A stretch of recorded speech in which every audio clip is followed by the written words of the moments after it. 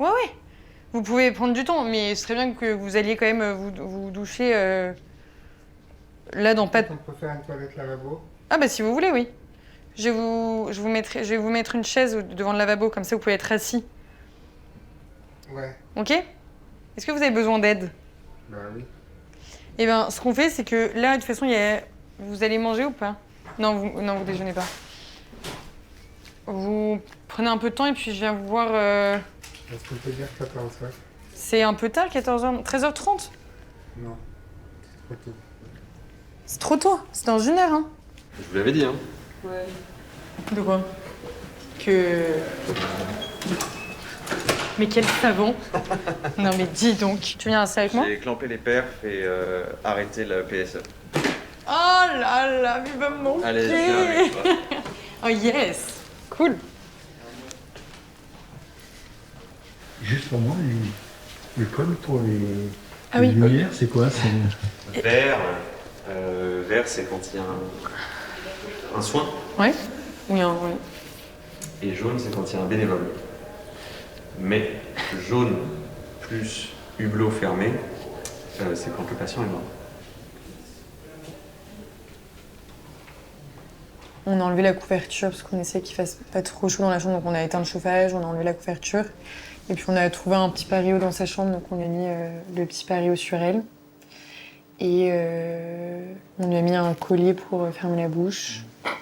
Et on a réinstallé la chambre. Donc on a rangé, on a enlevé les pieds à perfusion, on a mis un petit bouquet de fleurs à côté. Voilà, pour que ça soit plus serein. Et après, je pense que d'ici 1 heure, on ira faire la toilette mortuaire, donc lui faire une dernière toilette, l'habiller. Je sais pas s'il y a des vêtements de décès, donc s'il y en a, on lui mettra les vêtements. Et voilà. Nous, en fait, on s'occupe des patients jusqu'à... Enfin, vraiment, même après le décès. On fait toujours une dernière toilette, on les habille s'il y a des vêtements, et si jamais il n'y a pas de vêtements, on met une chemise de l'hôpital. Et en fait, les patients, ils peuvent rester jusqu'à 10 heures dans la chambre. D'accord, ah oui. Ouais. Donc voilà. Et après, on appelle le funérarium pour les prévenir. Et quand toute la famille est passée, que plus personne ne doit venir voir le malade, on appelle nos collègues du funé et c'est eux qui prennent le relais, qui descendent à la chambre mortuaire et voilà. Et après, il y a quand même un gros travail après les décès d'accompagner les familles. On accompagne quand même beaucoup, leur expliquer les démarches après. Voilà. Il y a la mère de la patiente qui arrive avec la sœur de la patiente. Et voilà, ils souhaitent que je leur annonce surtout à la maman que ce soit moi qui lui annonce le décès à son arrivée. Voilà, donc il nous préviendra quand elles sont là, et je la verrai. Elles sont arrivées? Dans 5 minutes. Ben, je vais aller avec lui du coup. Ouais. Donc j'ai fait son avancement sous culte, on est revenu un peu plus tard. Il va arriver. Du coup, on a laissé l'avancement agir 1 heure. Quand on est revenu, elle semblait plus confortable, en tout cas au repos. Et elle était très souriante, très remerciante. Elle apprécie beaucoup la musique classique. Il y avait sa fille auprès de lui qui posait des questions sur la contagiosité du Zola. Ah oui, Parce qu'il y a aussi des enfants qui viennent. Elle m'a dit qu'il était de très bonne humeur après le traitement qu'on lui avait donné. Il m'a demandé ce qu'on lui avait donné. Un paracétamol en gramme que je lui ai posé Et beaucoup 11 heures. d'amour. C'est ça.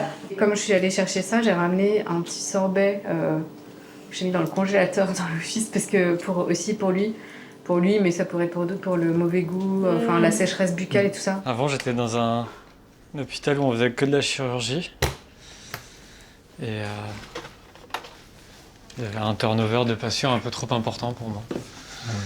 C'est vraiment... enfin voilà, il fallait vite accueillir le patient pour vite l'opérer, pour vite qu'il sorte, pour vite en accueillir un autre. Et je trouvais que j'avais perdu un peu... j'ai fait 7 ans là-bas, c'était génial. Mais j'avais perdu un peu cet idéal infirmier que j'avais trouvé en fait en faisant mes études, où on prend vraiment soin des gens, on fait attention à eux, on les soigne. On a cette chance d'être suffisamment fourni en personnel, d'être suffisamment...